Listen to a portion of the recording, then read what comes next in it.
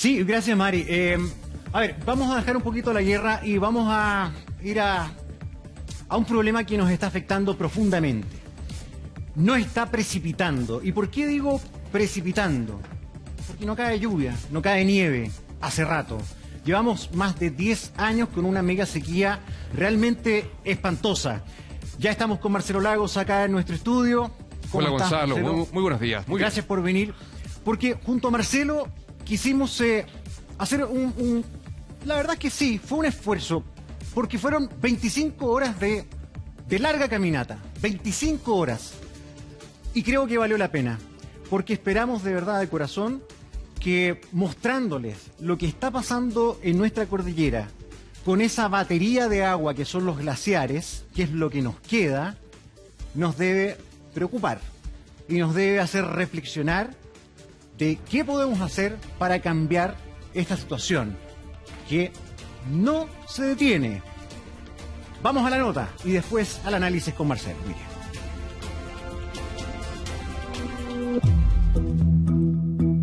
¿Podría enfrentar un racionamiento de agua potable? Racionamiento de agua. No podemos descartar un racionamiento de agua en Santiago, sobre todo si no tenemos lluvias pronto y nieve pronto. Estamos investigando cuándo vamos a llegar al día cero para Santiago. Cada año en los Andes se pierde 20 gigatoneladas de hielos. Tenemos un problema serio. Los glaciales en el mundo, ciertamente, son los principales acumuladores de agua dulce. Ellos están retrocediendo a una velocidad nunca antes vista. En Chile Central ya casi no llueve. Sin embargo, vivimos una tormenta perfecta. El calentamiento global, una década de mega sequía, el fantasma del racionamiento de agua, que nos estamos secando. Todo esto lo hemos escuchado 1000 veces, pero nada parece preocuparnos. Ponga mucha atención. Estamos muy cerca de agotar las reservas de agua dulce. La pérdida de glaciares es realmente dramática, sin precipitaciones a la vista. Quisimos constatar en terreno esta preocupante realidad. Realizamos una expedición a cerca de 5.000 metros para ver en qué estado se mantiene la masa glaciar de los Andes centrales, justo arriba del Valle Metropolitano. El camino es bien largo y comienza desde el centro de Esquila Barba. Los expertos que nos guían nos anticipan que por delante tenemos al menos 8 horas de caminata en ascenso para llegar al campamento base de Federación, a unos 4.200 metros de altura. Estamos acá con Baltasar, nuestro guía, que nos puede confirmar que lo que estamos observando es el primer ejemplo de lo seco que está acá arriba. Esto es la laguna Biuquienes, Baltasar. En esta época, en el mes de febrero, ¿esta laguna tenía agua antes? Esta laguna antiguamente tenía agua permanente. Lo que estamos viendo justo al frente es lo que queda de la laguna, en realidad ya totalmente seca, y demuestra la crisis hídrica por la que estamos pasando. Falta mucho para llegar a destino, pero ya en el recorrido, sin ser expertos, apreciamos lo secas que están las montañas. Se logra evidenciar en el camino que ya hemos recorrido la escasez del recurso agua, la aridez en un entorno que se caracteriza y se caracterizaba principalmente por la presencia de un escurrimiento de agua más intenso, incluso las cimas con nieve, cosa que hoy día, independiente que sea época estival, claramente es una señal del pasado, hoy día no está.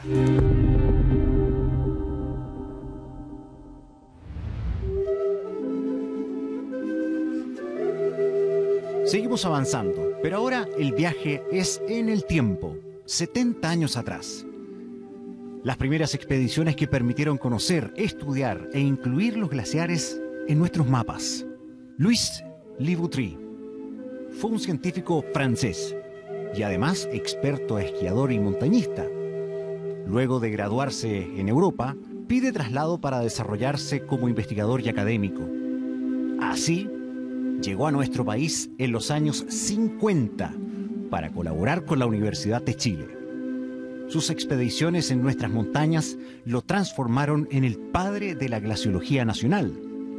Le Boutry exploró al detalle nuestras cumbres, logró cartografiar por primera vez los glaciares de los Andes centrales y la Patagonia.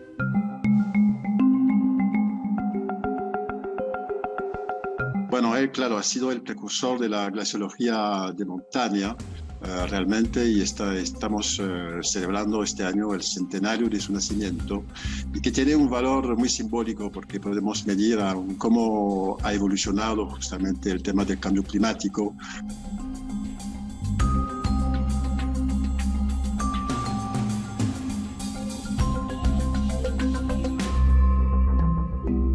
Marc Tourelle es un periodista y escritor francés, especialista en montañismo y además biógrafo del profesor Liboutry, el hombre que descifró los glaciares. Cuando él estuvo en los Andes centrales para hacer la cartografía de los glaciares, que no había en este tiempo, él ya había visto signos del retroceso de los glaciares.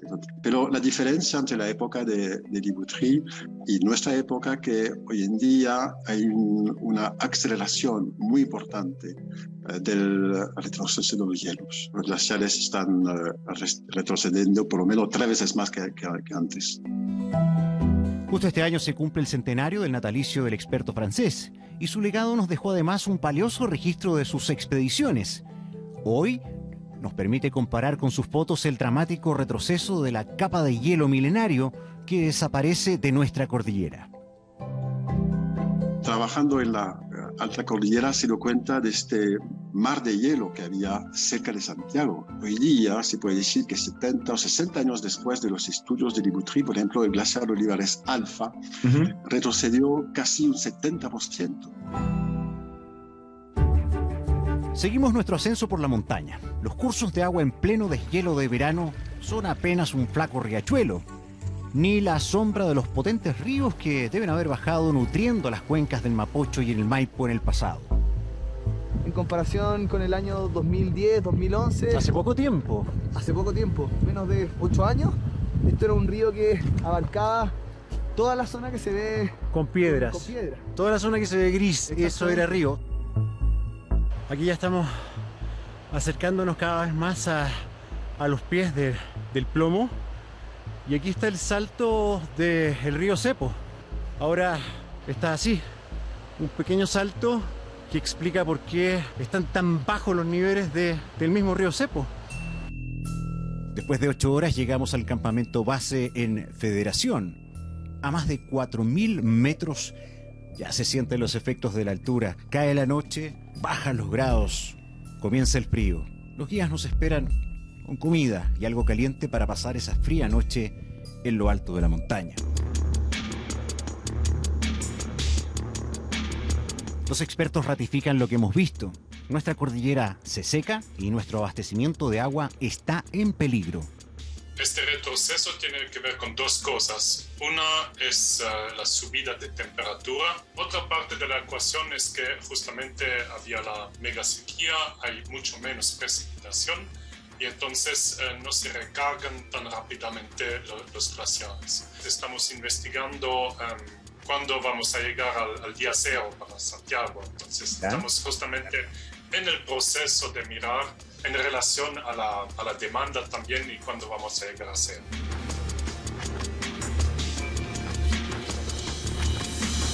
Por ahora la cuenca del Maipo vamos bien. Tenemos reservas. Mientras que en la cuenca del Mapocho, que alimenta mayormente Las Condes, Vitacura, Lopanechea, por allá. Así es. Allá es mucho más crítico, yo diría. Y en esta cuenca tenemos un problema ya hoy día, yo diría.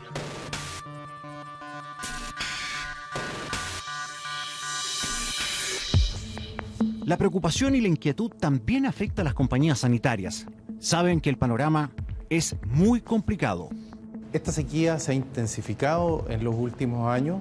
Hemos vivido 2 de los 5 años más secos, con precipitaciones equivalentes a ciudades en países que consideramos o son desérticos, que presentan precipitaciones de 90 milímetros al año, como la ciudad de Riad en Arabia Saudita.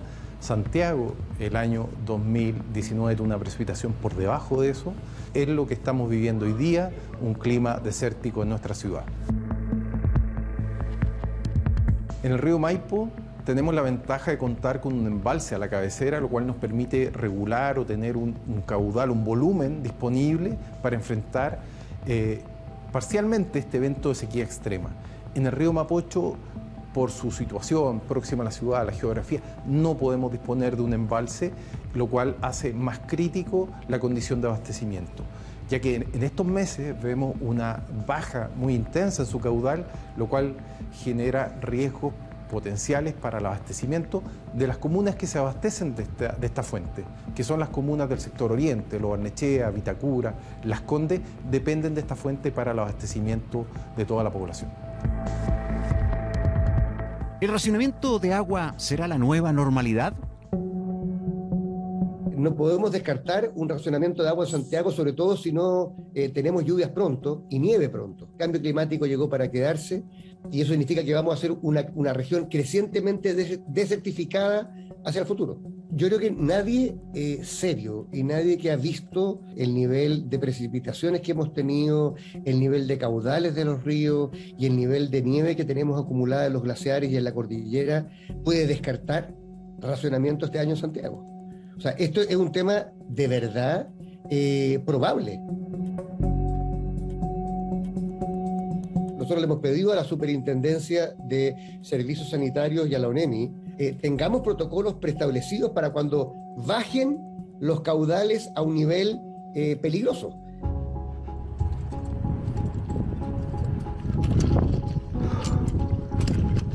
Segundo día de nuestra expedición y ya tenemos frente a nosotros la cumbre del Cerro El Plomo. Subimos un poco más. En el sector de La Hoya, a más de 4.300 metros, ya tenemos en primer plano la triste realidad. Esta montaña en la década de los 30 era una sola masa glaciar. El profesor Libutrí en los años 50 ya los vio segmentados. Ya advertía 7 décadas atrás que el proceso de derretimiento glaciar era preocupante. Por Dios que cuesta llegar al origen de nuestra agua y lo poco que queda. Sí, y particularmente también destacaría, Gonzalo, de que está tan cerca de la zona habitada, está tan cerca de la región metropolitana, pero también oculto por una precordillera y una cordillera gigantesca que cumple el rol fundamental de acumular ciertamente estas nieves eternas, transformarlas en hielo particularmente y transformarse en el principal recurso que nos abastece de agua. Los glaciales en el mundo ciertamente son los principales acumuladores de agua dulce, las principales reservas. Y, lamentablemente, producto del cambio climático y particularmente debido al aumento sostenido de las temperaturas, ellos están retrocediendo a una velocidad nunca antes vista. Trabajo científico, investigación detallada, no solamente en Chile, sino que en gran parte del mundo lo revela. Tenemos un problema serio.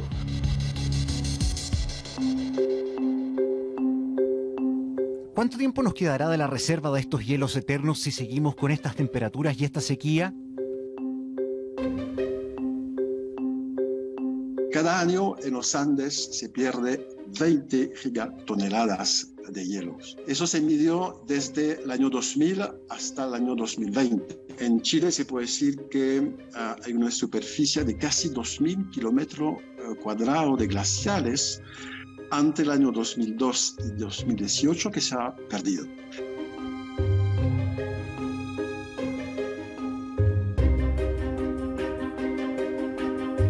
Pasadas las 14 horas, iniciamos el regreso para aprovechar la luz.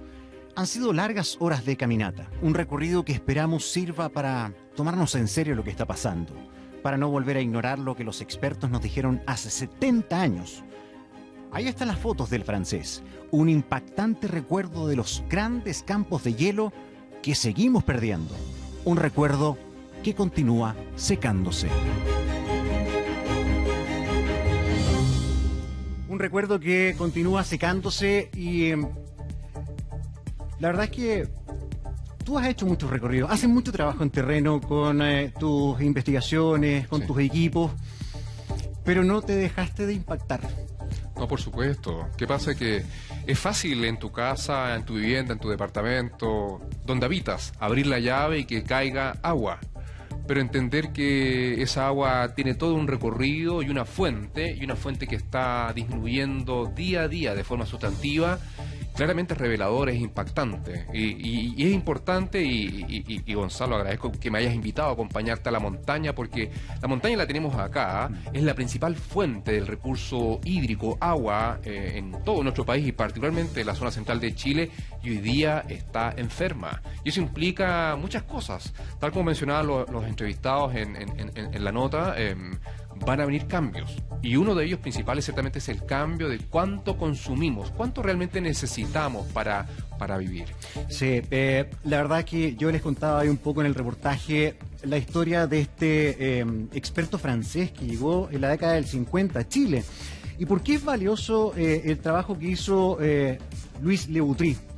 Porque nos dejó esto. Nos dejó sus fotografías, nos dejó su cartografía. Antes de Le Boutry, en Chile no había mapas de los glaciares. Le Boutry subió a nuestra cordillera acá arriba, fue el primero en bajar esquiando el Cerro Colorado, cuando nadie conocía la montaña, y se dio cuenta, oye, ustedes acá en Santiago tienen un campo de hielo gigantesco, que nadie le daba boleto. Hacen las mediciones, ¿y qué dice Le Boutry? Mire, el año 30, 20 años antes, esto, por ejemplo, el Cerro El Plomo, era todo un bloque de hielo. Claro. Han pasado 20 años y esto ya está dividido. Y así bautizó el, por ejemplo, glaciar alfa, beta, porque ya estaban cortados. Hoy día el alfa ha perdido el 70% desde 70 años a hoy. O sea, ¿y cuál es la importancia? ¿Por qué? ¿Por qué los glaciares son tan relevantes? Acá hay dos cosas. Por una parte, la importancia del trabajo científico, que ya lo hemos dicho otras veces, ciertamente, y la información. Segundo, el trabajo cartográfico, destacar de que no solamente es necesario visitar, ver y describir, sino que mapear, en este caso fotografiar, y eso permite ese análisis espacio-temporal, multitemporal, que de forma comparada y como de muy buena forma lo hacen en el reportaje, se logra ver el antes y el después, y evidentemente el después es revelador. Las masas han ido disminuyendo de forma sustantiva y evidentemente este es un problema que viene para quedarse, como decía el gobernador. Sí. Los glaciares son la principal fuente de agua dulce, bien lo decíamos, particularmente en un contexto de mega sequía. Hay que entender de que en un ciclo del agua y en un balance, en una cuenca normal, digámoslo así, entre comillas, vienen las frentes de mal tiempo, precipita, cae nieve, el agua escurre, escurrimiento superficial, se infiltran las napas freáticas, escurre por los ríos, cae al mar y todo ese ciclo maravilloso que es como el que te enseñan en la escuela. Estamos hablando de la época básica media. Pero evidentemente, particularmente lo que está haciendo la emergencia climática, cambio climático también le dicen, ¿cierto?, de que esto ya no es tan así. Y por lo tanto se produce este desbalance, donde evidentemente ya no está cayendo lluvia como estábamos acostumbrados en Santiago de Chile, en la zona central, eran del orden de los 300 milímetros, cosa que puede ser bajo comparativamente con otros lugares del mundo, pero evidentemente era lo que teníamos y estábamos acostumbrados. Ese escenario ya es pasado. Y entender y aceptar de que las precipitaciones que teníamos antes, esos inviernos lluviosos, esas inundaciones, etcétera, continuas, ya no van a volver. Ya no va a estar. ¿Te fijaste lo que escuchábamos recién también a un representante de una de las compañías principales de agua? Y decía, el clima nuestro es desértico. Tenemos los valores que tienen de lluvia Arabia Saudita. Claro, existen distintas clasificaciones climáticas que permiten clasificar ciertamente un territorio de acuerdo a sus precipitaciones, a sus nublados, a sus temperaturas, etcétera.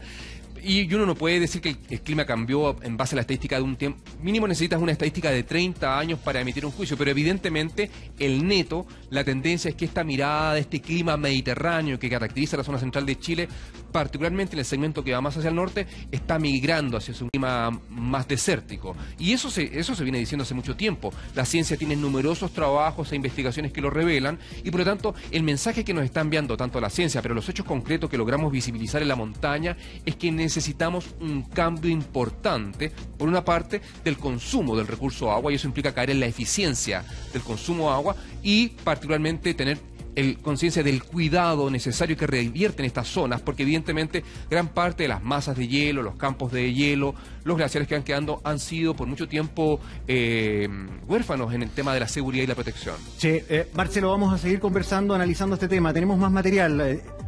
El presidente de la República anunció el sábado la creación del primer parque nacional de la región metropolitana, el Parque de los Glaciares. Conversamos con el presidente.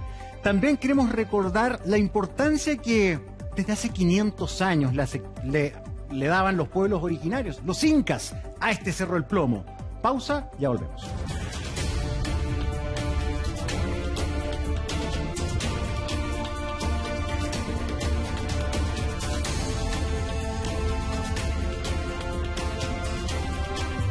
Y de el peligro inminente que tenemos, porque ya las autoridades reconocen que la probabilidad de que tengamos racionamiento de agua es un hecho probable.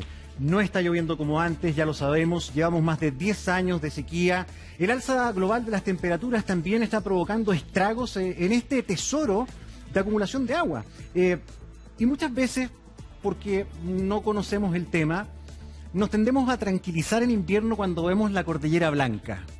Cae una nieve y uno dice, ya estamos listos. Pero esa nieve es nieve y eso no repone el glaciar, que es la batería de agua que tenemos milenaria. Entonces usted se dará cuenta que ya en octubre, noviembre, la cordillera vuelve a estar seca. Total. Se va todo rápidamente. Y es altamente probable que no vivamos para ver que esto se recupere. Son procesos milenarios, ¿no? Sí, no, ha dicho toda la razón Gonzalo. La verdad es que el mensaje que nos está enviando la naturaleza hoy día es la respuesta, evidentemente, a lo que todos bien sabemos, que es este aumento sostenido de las temperaturas, producto de la acción humana principalmente, y el consumo de combustibles fósiles y el consumo energético que todas las acciones de nosotros, de nosotras, implican, ¿no? Evidentemente eso implica y tiene un efecto en la Tierra. Ahora, particularmente, el mensaje que estamos viendo hoy día en las señales de la naturaleza es lo que viene para quedarse. Esto no va a cambiar. Por lo tanto, ese imaginario que tenemos del pasado, de esa lluvia invernal intensa, de esos caudales importantes en los ríos acompañando, va a ser cada día más parte del recuerdo, de la añoranza, del pasado. Lo que viene para quedarse es cada vez más recurrente la escasez del agua, quizás no megasequías como la que estamos hoy día experimentando, en el futuro van a venir de forma más intensas y frecuentes, pero no tan largas, pero van a estar marcando el día a día de todos los asentamientos humanos de la zona centro, particularmente y centro-sur de Chile. Por lo tanto, el mensaje que nos está enviando es: prepárense, adáptense, mitiguen y comprendan ciertamente de que estos ecosistemas son frágiles, deben ser cuidados y evidentemente también el consumo tiene que ser responsable. De todas maneras, con Marcelo subimos a las inmediaciones del Cerro del Plomo. La verdad es que, sobre todo post pandemia, pero ya hace algunos años, se ha puesto de moda, bienvenido sea, subir cerros. Antes nadie pescaba los cerros. O sea, muy pocos. Ya, sí, es un mundo... No era un paseo común. Y hoy día nosotros fuimos con gente experta.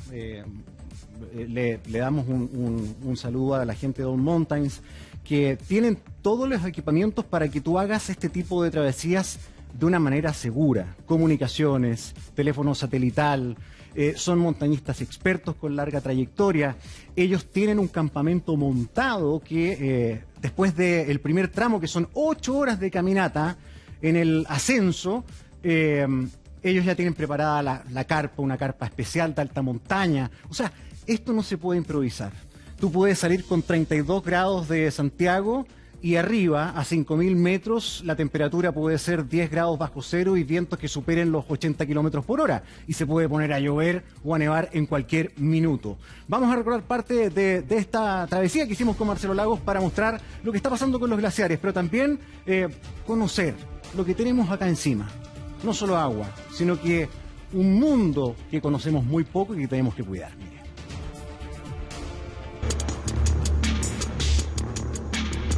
Los expertos ratifican lo que hemos visto. Nuestra cordillera se seca y nuestro abastecimiento de agua está en peligro. Este retroceso tiene que ver con dos cosas. Una es la subida de temperatura. Otra parte de la ecuación es que justamente había la megasequía, hay mucho menos precipitación y entonces no se recargan tan rápidamente los glaciares. Estamos investigando cuándo vamos a llegar al día cero para Santiago. Entonces estamos justamente en el proceso de mirar en relación a la demanda también y cuándo vamos a llegar a cero.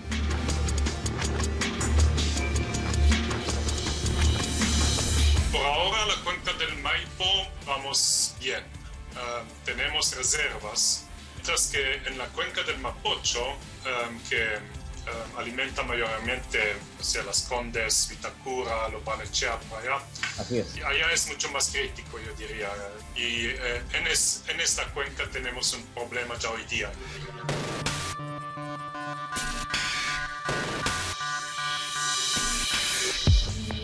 La preocupación y la inquietud también afecta a las compañías sanitarias.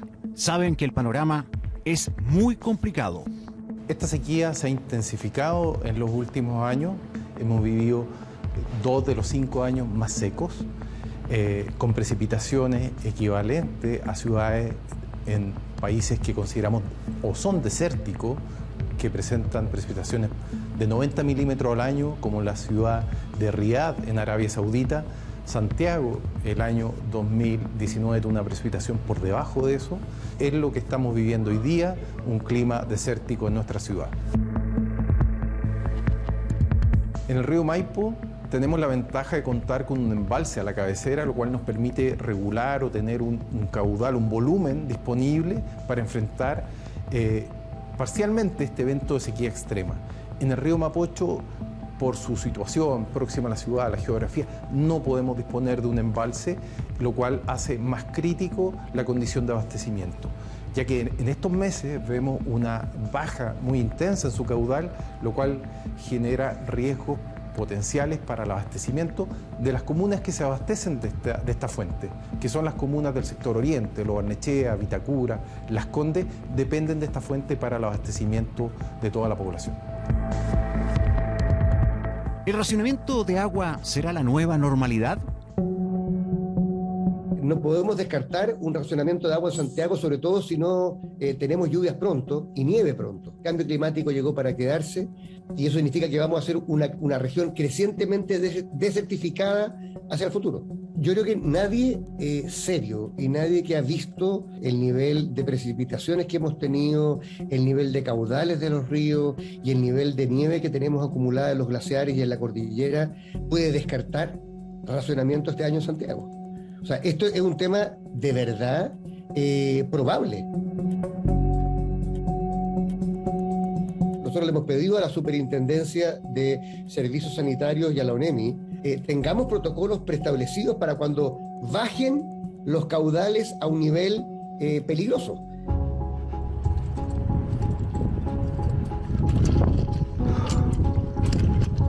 Segundo día de nuestra expedición y ya tenemos frente a nosotros la cumbre del Cerro El Plomo.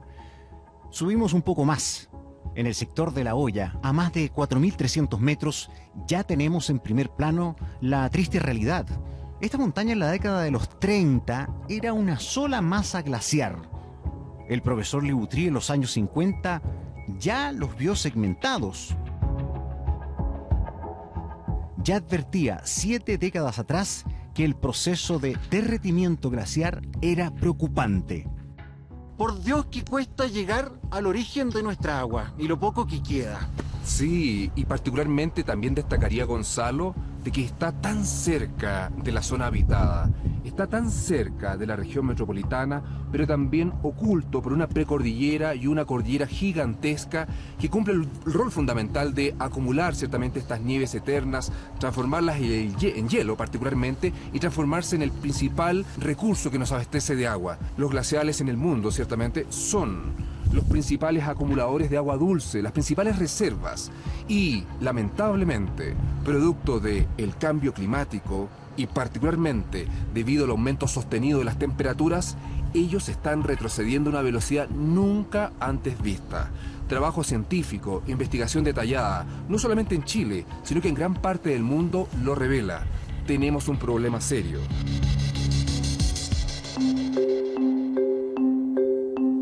¿Cuánto tiempo nos quedará de la reserva de estos hielos eternos si seguimos con estas temperaturas y esta sequía?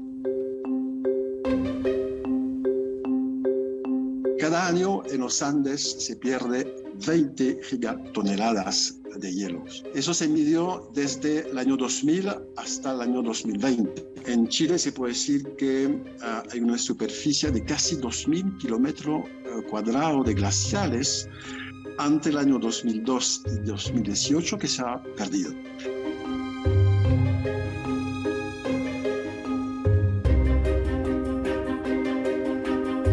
Pasadas las 14 horas, iniciamos el regreso para aprovechar la luz. Han sido largas horas de caminata, un recorrido que esperamos sirva para tomarnos en serio lo que está pasando, para no volver a ignorar lo que los expertos nos dijeron hace 70 años. Ahí están las fotos del francés, un impactante recuerdo de los grandes campos de hielo que seguimos perdiendo, un recuerdo que continúa secándose.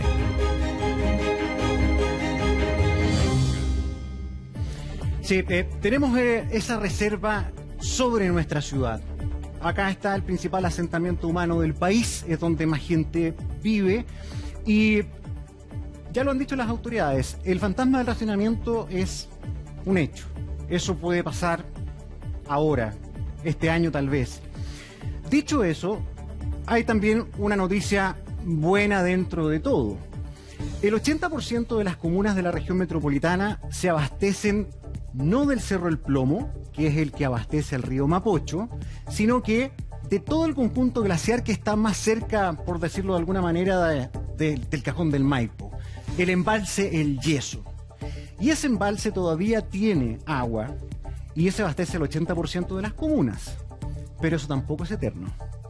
Y ahí hay otro tema que preocupa a las autoridades, y lo estuvimos conversando, yo te contaba con el gobernador Orrego, que me manifiesta su preocupación por un convenio que tiene la compañía Aguas Andina con la Central Eléctrica Alto Maipo. Central que comienza sus operaciones ahora en marzo. Es una central de paso. El agua pasa, mueve turbinas, se hace energía. El convenio dice, utilicen las aguas del embalse El Yeso, pero vuelven al mismo embalse. Orrego dice, ¿quién nos asegura que no se pierda algo de agua? Pero antes de esto, Orrego dice lo siguiente respecto a ese potencial racionamiento. Mire.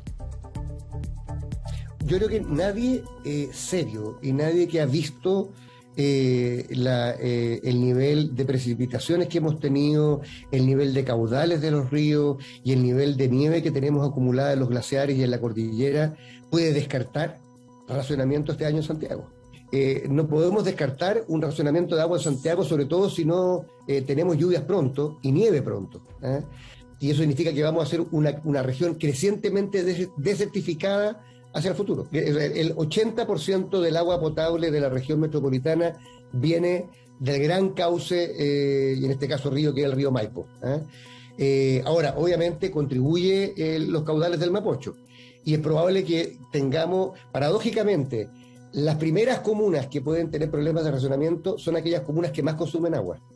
O sea, si tú miras el consumo per cápita de agua del sector oriente de Santiago, si contabiliza los pastos, los prados, el consumo municipal, también las piscinas, etcétera, es el sector oriente y es el que primero podría tener problemas. Bueno, tiene razón ahí el gobernador y además, ojo con eso, tenemos que cambiar rápido el switch. Hay algunas municipalidades que ya están haciendo cosas, están cambiando los bandejones, el paisajismo de pasto, lo están cambiando por jardines secos. Están haciendo un cambio porque se gasta muchísima agua solamente en regar parques. Muchísima, consume mucho porque evidentemente no es su hábitat original. Ciertamente es el paisajismo en base al césped, ciertamente es algo introducido que viene de la Europa y desde los castillos, ciertamente, de cómo se decoraban sus alrededores. Y existe esta idea de que el verde le da el toque bonito, ciertamente. Pero ahí hay un trabajo gigante de educación y cultura que implica cambiar esa forma. Pero yo destacaría también, Gonzalo, el hecho de que el tema del razonamiento no es una realidad que solamente pueda afectar a la zona central de Chile, sino que esto ya ocurre hace mucho tiempo en numerosas localidades y asentamientos humanos de nuestro país que no cuentan con agua y que lo están pasando muy mal. E históricamente esto ha pasado. Yo recuerdo en mi niñez, que yo me crié en la ciudad de Arica, donde el agua potable se cortaba todos los días cerca del mediodía, y yo me crié con la cultura del cuidado del agua, y esa conducta hoy día en rigor, y ese patrón viene para quedarse. Sí. Una conducta que no tenemos acá porque hemos tenido hasta ahora agua de estajo. ¿Qué dice el gobernador de la región respecto a cuáles serían las comunas que se verían afectadas probablemente por un racionamiento de agua? Mire. El 80% del agua potable de la región metropolitana viene del gran cauce, y en este caso río, que es el río Maipo. Ahora, obviamente contribuye los caudales del Mapocho, y es probable que tengamos, paradójicamente, las primeras comunas que pueden tener problemas de racionamiento son aquellas comunas que más consumen agua. O sea, si tú miras el consumo per cápita de agua del sector oriente de Santiago, si contabiliza los pastos, los prados, el consumo municipal, también las piscinas, etcétera, es el sector oriente, y es el que primero podría tener problemas. Pero tú lo decías, estamos observando en este reportaje el panorama para la cuenca metropolitana, que es abastecida por estas dos cuencas, claro, fluviales, ¿no? Claro, la Maipo más importante. La del Maipo y la del río Mapocho. Mapocho. Claro. Son esas nuestras dos vertientes principales. Sí, sí. Pero ya lo hemos visto la semana pasada mostrando el lago Peñuelas. Ah, claro. Completamente seco para Valparaíso. Una de sus dos fuentes principales de abastecimiento de agua. O sea, estamos en una situación bastante compleja. Que va a haber que activar el plan B. Las compañías están trabajando en hacer un bypass, por ejemplo. Si se acabara el agua del Mapocho este año, esas tres comunas tienen que abastecerse también con el Maipo. Sí, pero no necesariamente un bypass. En la práctica, aquí se necesitan varias estrategias combinadas que busquen ciertamente eficiencia, y la eficiencia se puede lograr mediante tecnología, evidentemente, pero también en función de conductas. Y esas conductas implican un cambio de mentalidad, de, como bien tú decías, Gonzalo, entender de que el recurso no es infinito. Y el cambio de conducta implica ver lo que pasó en Sudáfrica con el día cero, ciertamente en Ciudad del Cabo, lo que pasó en California, y lo que ha pasado en algunas ciudades de Europa, como Barcelona, que lo pasaron muy mal cuando el agua se puso crítica. Y por lo tanto, tener conciencia de ello implica tener conductas que buscan entender de que el recurso es escaso, y que por lo tanto tenemos que ser más eficientes en todo sentido. Si la tecnología puede ayudar, bienvenida. Si es amigable con el medio ambiente, por supuesto y por defecto. Pero evidentemente el cambio tiene que ser cultural. Bueno, y hay algunas acciones que podrían eventualmente marcar un cambio. Para algunos, una medida todavía insuficiente, para otras, un primer paso muy importante. Justo este día sábado, el gobierno, el presidente Piñera, anuncia la creación del Parque Nacional de los Glaciares de Santiago. Nunca se había protegido la zona sobre los 3.600 metros de altura, y esto va a permitir la protección de buena parte de estos cuerpos de agua dulce. Fuimos al Palacio de la Moneda, el presidente nos recibió y estuvimos conversando de él. A ver, ¿de qué se trata esta protección? Mire. Presidente, ayer anunció que vamos a tener el primer parque nacional, ni más ni menos que para proteger los glaciares. ¿Qué significa esto? ¿Cuánto tenemos que esperar para que ese parque exista? Bueno, el parque ya existe.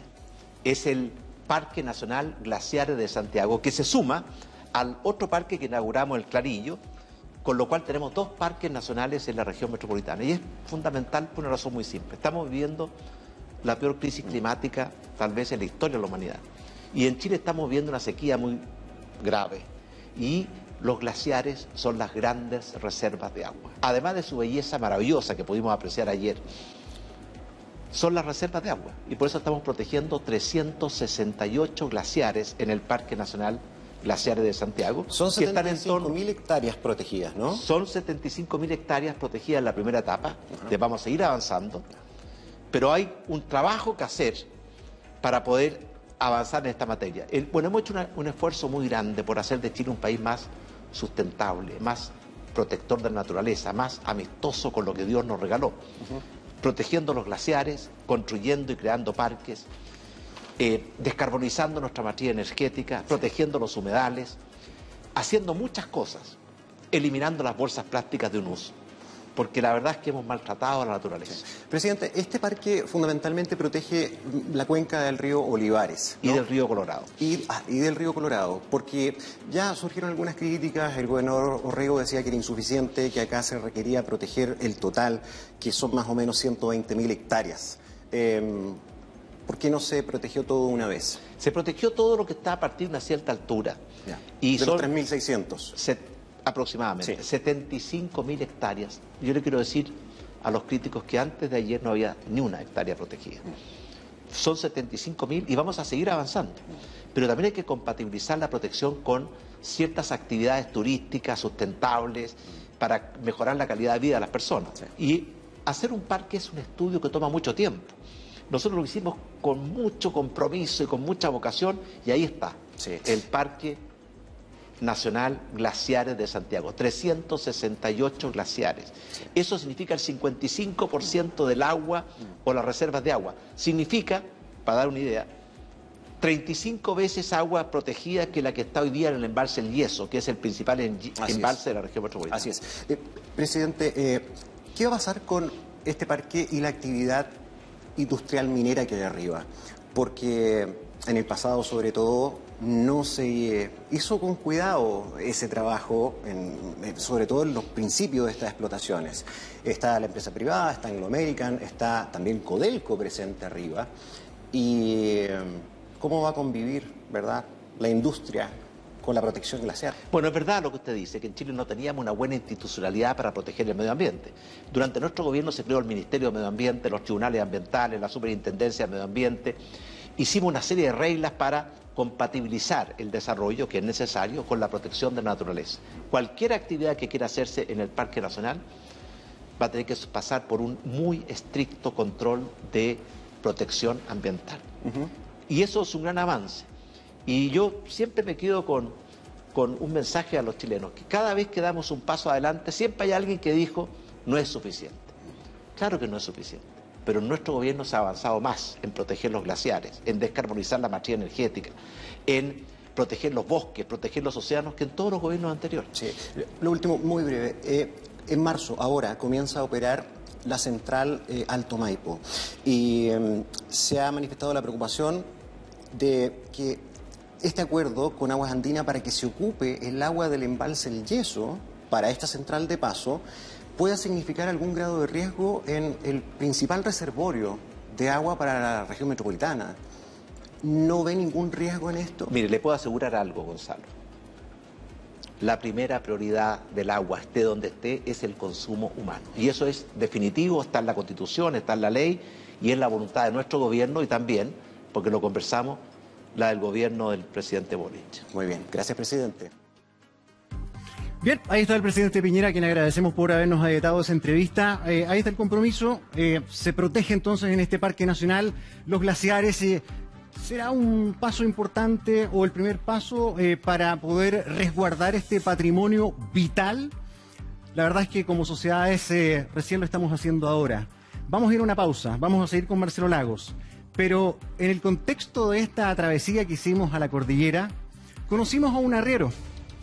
Y el arriero que habitualmente lleva la carga de los montañistas nos sorprende con su teoría del por qué nos estamos quedando sin glaciares y sin agua.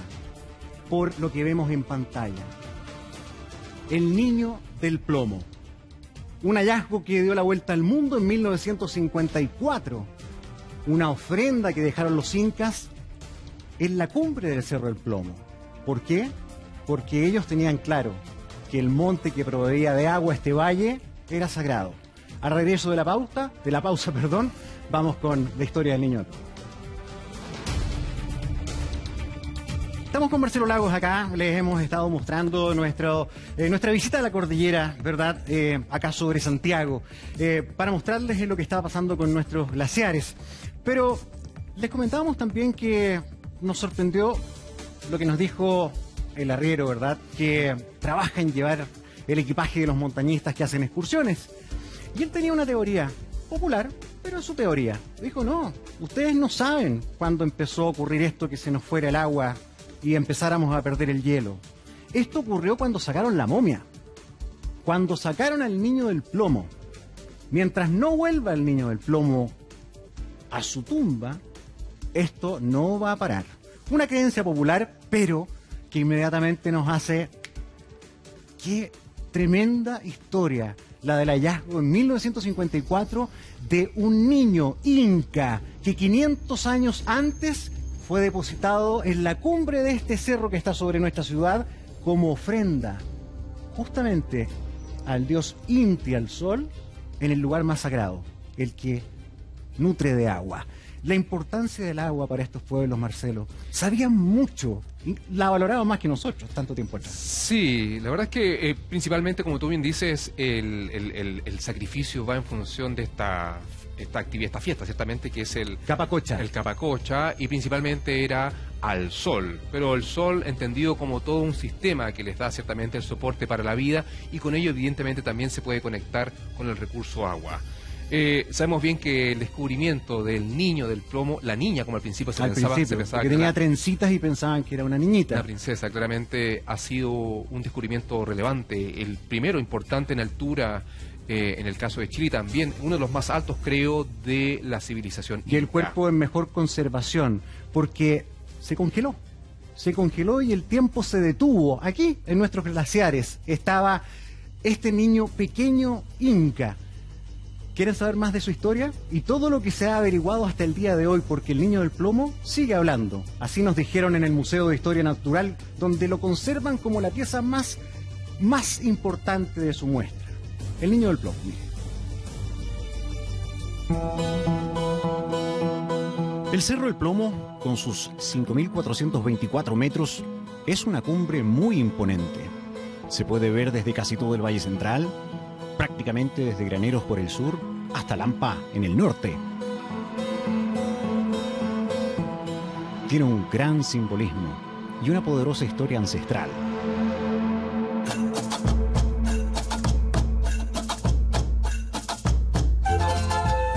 Para los incas, el plomo es un apu, palabra quechua que significa guardián.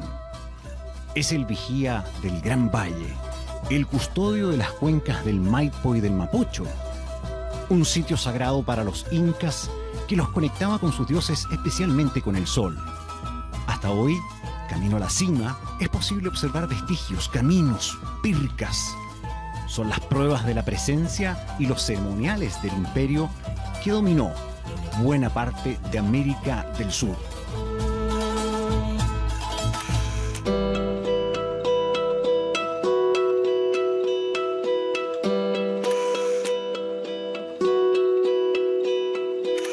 El hallazgo más importante ocurrido en la cumbre del plomo impresionó al mundo entero en 1954. El cuerpo de un niño indígena perfectamente conservado. Fue encontrado por arrieros cerca de la cumbre. El niño del plomo se ha conservado minuciosamente hasta el día de hoy. Es sin duda la pieza más valiosa del Museo Nacional de Historia Natural. En nuestro recorrido por la cordillera, realizado con el fin de mostrar la pérdida de glaciares provocados por la mega sequía y el calentamiento global, conocimos a un arriero llamado Francisco. Él conoce la zona como la palma de su mano. Actualmente sube y baja con sus mulas acarreando equipaje de los excursionistas. Él ha sido testigo de la rápida pérdida de la masa de hielo, pero además nos sorprende con su singular teoría. El arriero está convencido que esto es un castigo de los dioses. El hielo y el agua se empezaron a ir de la montaña, pues el niño del plomo nunca debió salir de su tumba. Les voy a decir la verdad, si no traen la momia al plomo vamos a estar más jodidos. No traigan la réplica, traigan la verdadera momia del plomo.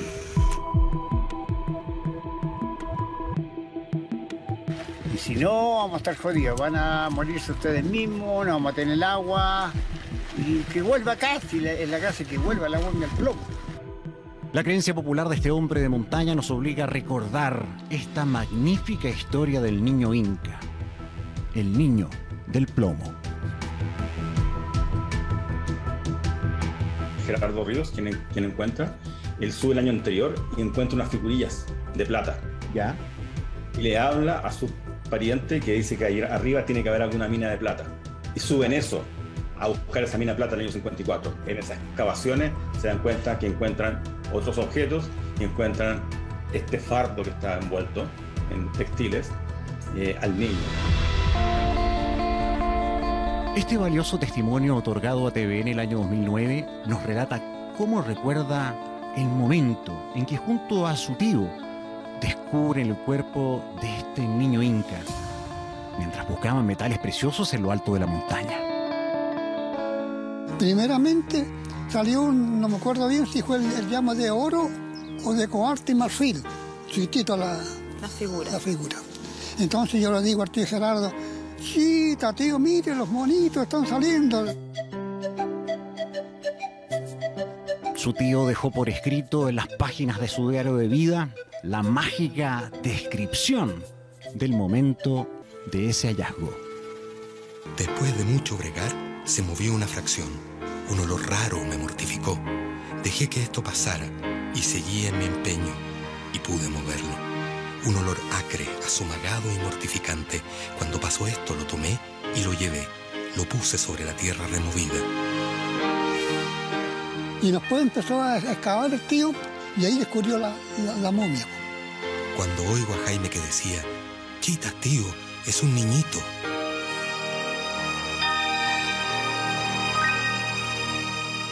Inmediato lo dimos cuenta que era un niño. El indio estaba vestido con no tenía ropa así vestida, tenía aquí una faja azul, amarillo y negra, de esta parte hasta acá. Desde 1954 a la fecha, y con el avance de la tecnología, distintos análisis científicos han permitido al equipo del museo ir descifrando poco a poco muchos detalles de la vida del niño del plomo. Él iba vestido con un unco o camisa, sobre su espalda una yacoya o manta, en los pies unos mocasines, los iscu, y en la parte frontal un penacho de plumas de cóndor. El niño pertenecía a una clase privilegiada. Podría ser hijo de algún miembro militar o bien podría ser hijo de algún curaca.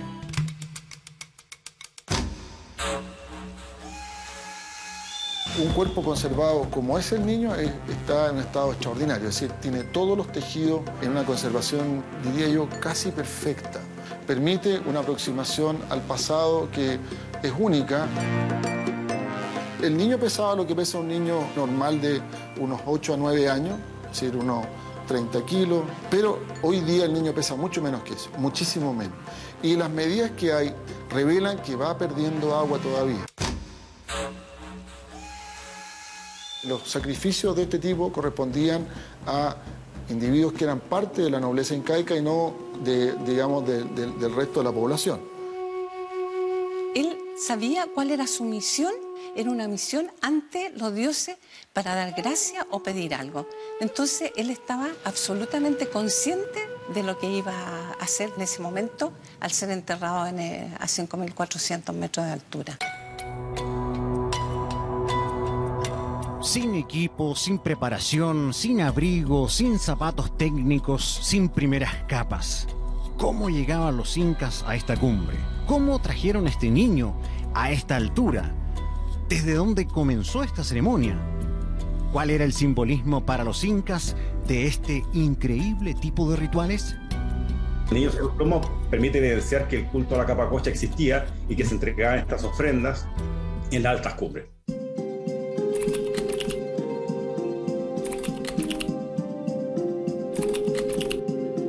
Siempre se habla como un sacrificio, pero en rigor es una ofrenda. Porque no hay, hasta el momento no se ha encontrado evidencia de muerte violenta, porque de alguna forma el cuerpo se deja y se entiende que se retiraba a la comunidad, bajaban los dioses y se iban con la persona.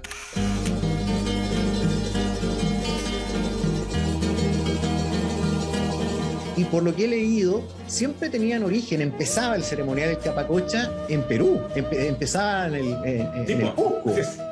¿Y por qué te tienen acá tan lejos? Hay por lo menos 6 meses de lo que duró el viaje. ¿Y por qué se pudo terminar que son 6 meses? Tú sabes que el crecimiento del pelo va generando una traza de todos los alimentos que tú vas consumiendo, los isótopos van quedando registrados en el pelo. Por lo tanto, 1 centímetro mensual va creciendo el pelo, tú puedes determinar la dieta que va teniendo y si hay un cambio en la dieta.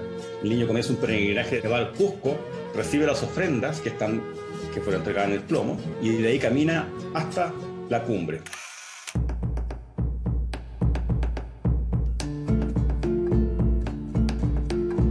El niño cuando llega arriba se encuentra con toda una estructura que ya debe ser preparada meses de anticipación. Hay un adoratorio, que es una estructura que está hecha en arquitectura en piedra. Hay 3 construcciones en piedra que son bastante grandes.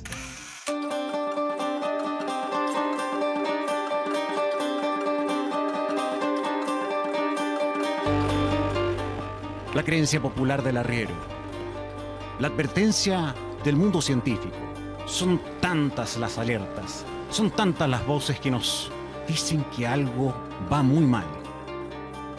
¿Seremos capaces de impedir la desaparición de nuestros hielos?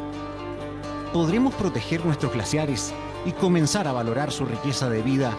Algo que tan claro tenían los incas hace más de 500 años. Increíble, ¿eh? La historia del niño del plomo, como decía Marcelo Lagos, que en un inicio se publicó y fue portada en todo el mundo, la niñita, la indiecita quechua. Así le dijeron al principio, en tiempos en que cualquier trencita era sinónimo de mujer, de inmediato. Hasta que empezaron a investigar este cuerpo perfectamente conservado. Estaba prácticamente igual. En rigor no es una momia, no estaba momificado, estaba congelado, 100%. ¿Qué te parece, Marcelo? No, increíble la conexión que hace Gonzalo en esta nota, vinculando ir hacia los glaciares, ver su escasez, pero toda esta cosmovisión inca, la ceremonia y esta idea, más que teoría, que se hace el arriero del por qué hoy día escasea el agua. Pero también hay que dejar claro de que hay un dejo de inocencia en ello, sí. Porque evidentemente el problema del aumento sostenido de la temperatura no la tiene directamente la extracción del niño del plomo, sino que una conducta abusiva que hemos tenido como sociedad en todo el planeta por mucho tiempo, a partir de mediados del siglo XX, y que sencillamente hoy día como un boomerang nos golpea de vuelta. Igual profundicemos en eso, Marcelo, porque es muy interesante, una historia que no todos conocen, y se agradece mucho, Gonzalo, que hayas hecho este reportaje del niño momificado. ¿Qué tan real esto es de que lo sacan, lo llevan a un museo y desde ahí comenzó la escasez hídrica? Es lo que vamos a hablar después de la pausa. Junto a Marcelo Lagos, conversando y aprendiendo un poquito más a partir de esta creencia popular, ¿no?, que les comentábamos de este arriero, que finalmente nos gatilla recordar esta historia de este tremendo hallazgo del año 54 acá arriba sobre la ciudad en el Cerro del Plomo, de este niño inca, de este pequeñito de 8 años. Marcelo, estamos hablando de un pueblo inca que en su último tramo, antes que llegaran los españoles, justamente llegó hasta acá. Claro. Hasta más o menos lo que hoy día es la región metropolitana. Pero hasta Ecuador o casi Colombia dominaron. Sí, ¿verdad? No, claro, es una civilización. O sea, dentro de las principales civilizaciones en América están los incas, están los aztecas y los mayas, ¿cierto? Y todo lo demás, pero ellos evidentemente marcaron la diferencia, y conectado con lo que mencionas del niño del plomo, el sacrificio, pero particularmente en el tema del manejo del agua, hay que destacar también, ya que estamos hablando de la escasez del recurso agua, los avances sustantivos que tuvo esa civilización en el manejo del agua, y particularmente en el tema del riego. Yo creo que todos deben conocer o han visto ciertamente que ellos innovaron sustantivamente cómo utilizar la topografía para, a partir del seguimiento de las curvas de nivel, sin tener un instrumento, sencillamente, hacer que el agua se condujera ciertamente por los cerros, que por gravedad bajara, que se infiltrara en los cerros y que en los tiempos de sequía pudiera aparecer como el agua desde subterránea. Evidentemente, y eso hoy día son prácticas que probablemente, no sé si Gonzalo, tú has recorrido esa zona, se siguen manteniendo y que de alguna forma marcan la diferencia de la importancia y la escasez que ya existía también del recurso. Todavía se mantiene esos grandes cultivos de terraza y esa utilización de forma tan eficiente hace más de 500 años y nosotros con todos los avances derrochamos tanto, ¿no? Sí, pues fueron unos genios en su momento y lo siguen siendo hasta el día de hoy. Pero claro, nosotros sabemos, Marcelo, que los responsables de la escasez hídrica es el ser humano, por supuesto. Pero igual la historia del niño del Cerro del Plomo es bien increíble, porque hay muchas personas que empezaron a decir, lo sacaron del lugar y coincide con esta escasez hídrica. Claro, pero la verdad es que hay que partir de la base de que desde mediados del siglo XX, estamos hablando del 50 en adelante, post Segunda Guerra Mundial, comienza la gran revolución de todo, el aumento sustantivo de los fertilizantes, de la población, del consumo, del uso de vehículos, del ozono. O sea, si ustedes miran la estadística de cualquier cosa que perturbe el planeta Tierra, es a partir de los 50 que comienza. Y por lo tanto, justo coincidió que evidentemente se encuentra al niño del plomo ciertamente en esa fecha, pero no quiere decir que sea... yo creo que es una coincidencia, pero no pongo en duda, y con todo respeto, evidentemente, la idea que tiene el arriero y los arrieros o las personas que vean una conexión entre haber perturbado ese sitio en altura y la escasez de agua, pero en rigor no solamente sería eso. Yo entonces en ese caso le delego al niño del plomo la responsabilidad de casi todo, y evidentemente eso sería irresponsable. Pero es interesante hacer ese cruce que menciona ciertamente entre cómo la sociedad va llegando a lugares cada vez más escasos, porque los arrieros que estaban buscando, no estaban buscando hacer un descubrimiento arqueológico sustantivo. No. Ellos estaban buscando metales oro, preciosos, plata. El tesoro inca. Claro, claramente, su objetivo era otro, y a fin de cuentas fue un aporte gigante para la arqueología, para todo lo que, en el caso de Chile, evidentemente que en estos temas ciertamente ha logrado aprender mucho de su cuidado, de su comprensión, de la cosmovisión que rodea todo ese ritual de la civilización inca. ¿Sabes qué? Pero como todavía vemos que, y lo decías tú, Gonzalo, en la nota, este niño sigue perdiendo agua, la capacidad de conservación, lo que nos puede enseñar, ¿verdad?, el haberlo encontrado en esta época. Pero lo conversamos fuera de pantalla, Marcelo. ¿Cuánto es lo que nos vamos perdiendo de poder seguir conservando la especie con el cambio climático que hemos tenido? Si hoy hubiese ocurrido eso, si hoy ese niño hubiese sido dejado en la cima de un monte, no sé si hubiese logrado estar en ese estado de conservación al tener mucho menos nieve en el sector, hielos. Claro, buen punto. Bueno, eso está pasando también con el permafrost, principalmente en el hemisferio norte, donde estos suelos congelados están gradualmente retrocediendo, fusionándose, y están apareciendo estos mamuts increíbles en la Rusia. En el hemisferio norte están apareciendo, se están liberando gases de efecto invernadero, hay enfermedades que están mirando con mucha atención que quizás estaban congeladas. Claramente, en un contexto futuro, estas masas de hielo, aparte de ser una reserva sustantiva de agua dulce, también encierran, guardan bajo ella señales de las culturas, de las civilizaciones pasadas y muchas cosas que están ocultas esperando a ser descubiertas. Y claramente, si este descubrimiento se hiciera, no sé, en 30, 40, 50 años más, probablemente el niño del plomo ya no estaría en las condiciones que lo encontraron a mediados del siglo XX. ¿Sabes qué? Sí. Parte de las imágenes que vimos y de los testimonios corresponden al archivo de TVN del año 2009. En ese tiempo, Mónica Rincón, que trabajaba acá con nosotros, hace este documental. Y han pasado los años y ya se sabe mucho más de lo que se sabía en esa investigación del 2009. Como por ejemplo, que el niño había caminado 6 meses desde el Cusco a Santiago y llegó caminando a más de 5.400 metros. ¿Nosotros cuánto nos demoramos? Con bototos, con equipo, con bastones.